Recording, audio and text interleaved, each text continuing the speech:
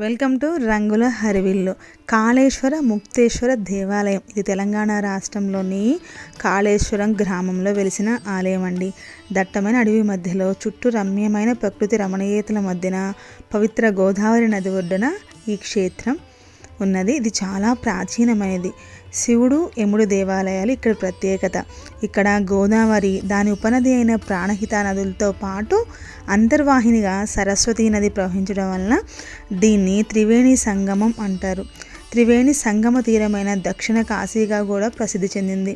శ్రీశైల, ద్రాక్షారామ, కాళేశ్వరం అనేక త్రిలింగ క్షేత్రాలలో ఒకటిగా ఈ క్షేత్రం బాగా ప్రసిద్ధిగాంచిందండి. దాన్ని మేము కార్తీక మాసం చివరి రోజున దర్శించుకోవడం జరిగిందండి. సాధారణంగా గర్భగుడిలో ఎన్ని లింగాలు ఉంటాయి చెప్పండి? ఒకటే కదా. కానీ కాళేశ్వర ఆలయంలో 2 శివలింగాలు గర్భగుడిలో పూజలు అందుకుంటూ ఉంటాయండి.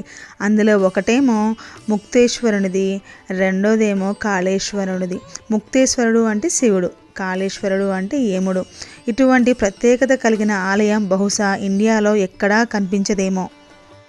గర్భగుడిలో 2 శివలింగాలు ఉండడమే ఈ దేవాలయ ప్రత్యేకత. ఈ ఆలయాన్ని దర్శించిన భక్తులందరికీ ముక్తేశ్వర స్వామి ముక్తిని ఇస్తుండడంతో యముడికి పని లేకుండా పోయిందట. అప్పుడు యమధర్మరాజు స్వామిని వేడుకోగా యముణ్ణి కూడా తన పక్కనే లింగాకారంలో నిల్చోమన్నాడట.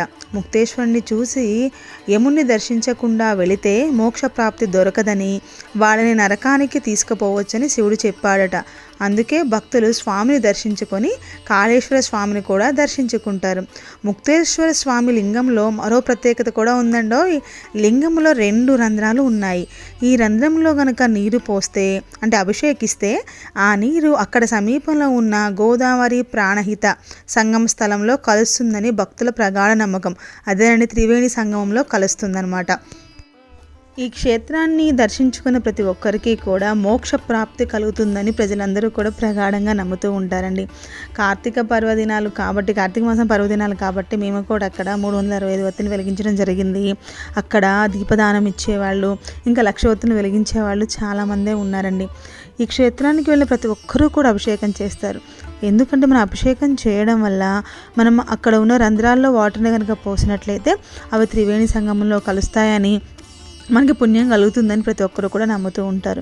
ఇది వరంగల్కి 110 కిలోమీటర్ల దూరంలో ఉందండి.